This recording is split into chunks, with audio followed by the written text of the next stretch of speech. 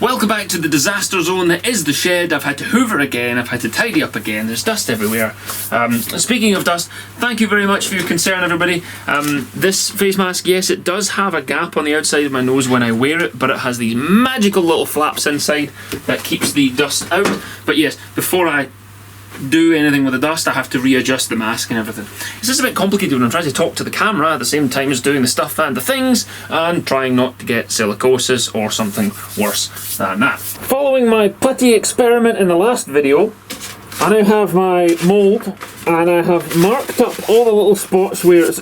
Okay, so full disclosure, I've done this once, I've sanded it smooth, and then I found all the little holes and marks that I hadn't got the first time round. And I've done a second layer of this epoxy, and you can see places where I've put on a nice thick layer like this one, and I've marked all the numbers of the spots which needed a little bit more attention. So they've now been epoxied and puttied, and I'm just going to sand it smooth, and then hopefully this time I'll have a surface that's smooth enough for me to lacquer it, wax it, and then take a mould. Tripod piece of books, garbage piece of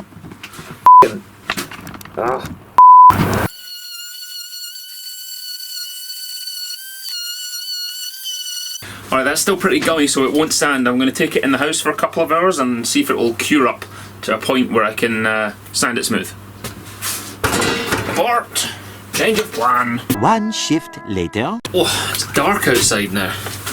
We're at 10 o'clock, it is 4 degrees outside and 14 and a half inside the shed, so the insulation is obviously doing its job.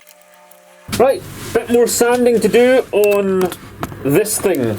Welcome to another sanding video. I'm honestly fed up of it now, I just want it to be smooth and then just get on with it.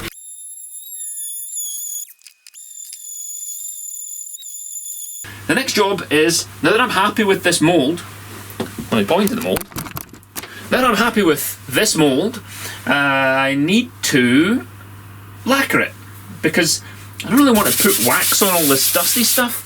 I am going to, first of all, test a little bit of lacquer on this corner, because I want to see if it's going to dissolve the insulation foam stuff.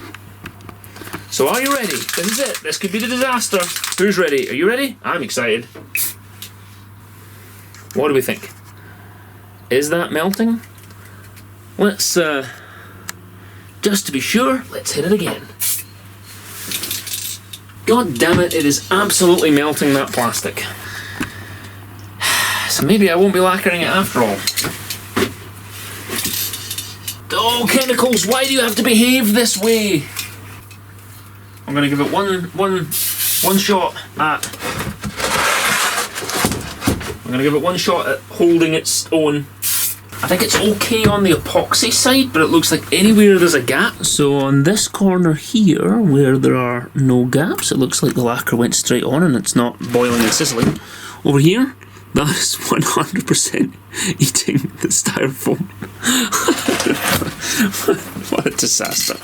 What is in this that makes... Acetone. Oh yeah, that's the good stuff. Right. This could ruin the whole thing, but I've come this far.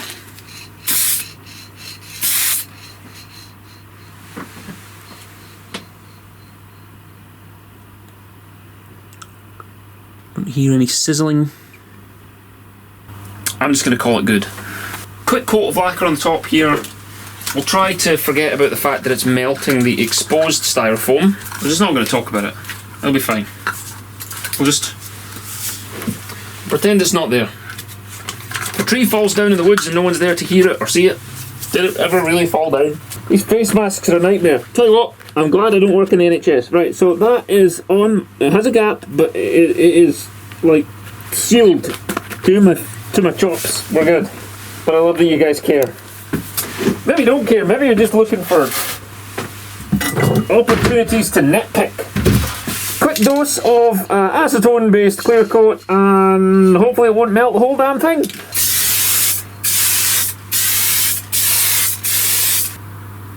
No real melting to speak of.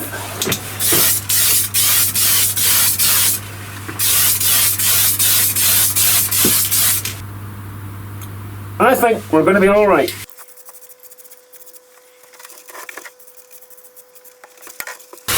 The whole point of this clear coat is so that I can then hit it with the wax, because I need this to come off the mould easily. Otherwise the whole thing will suck. Seems to be doing okay. The hole here, probably going to have to patch that. Again, more epoxy filler, fuck. You know, I'm so fed up making epoxy now. I just want to get onto the carbon stuff. That's what I'm really interested in. Right, I'll leave that to flash off. I'll have another look and see if I need to put a second coat on. I swear, I'm so done with this now. I just want to get back to carbon fibring. I tell you what, I better get more than one out of this mould, because I'm probably about 25 hours in by this point. Right, is 8:30. Back to work, and then I'll come back and do this in a bit. 24 hours later. 24 hours later. Back in the shed, it's morning. It is 6:10 in the morning, and we have a dried surface. There's still wet epoxy muck on it. That hasn't cured. It's cured all over my shirt. Fuck. So apparently some of it hasn't set, but for the most part, we now have. Oh, it's got a bit of a shine to it now. Right, that's what we want. It's got a bit of a shine. Okay, I'm gonna hit that with another coat of lacquer. The only thing is, there's little spots like. Ooh, they probably can't see because of the amount of light. See this little spot here under my thumb? That is a little hole where there was a breach. There was penetration in the epoxy top coat. And the acetone based clear coat has eaten through it a little bit. Now, because of reasons, I really can't be bothered making. I can't be bothered. That's a good Scottish phrase. I can't be bothered making up another batch of epoxy just to fix that little patch. I'm so fucking tired of it by this point. So I'm just going to take some of my Plasticine filler.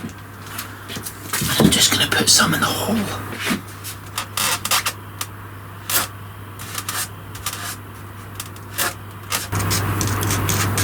Pigeon on the roof.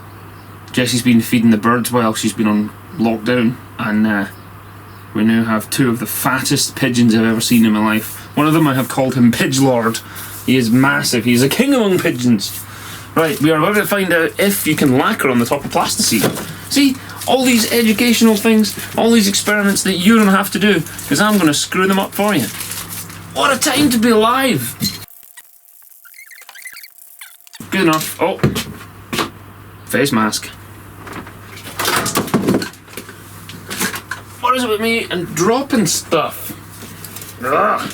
Face mask is on. It is 12 degrees in the shed right now. Perfect temperature for spray painting. So I'm going to cheat.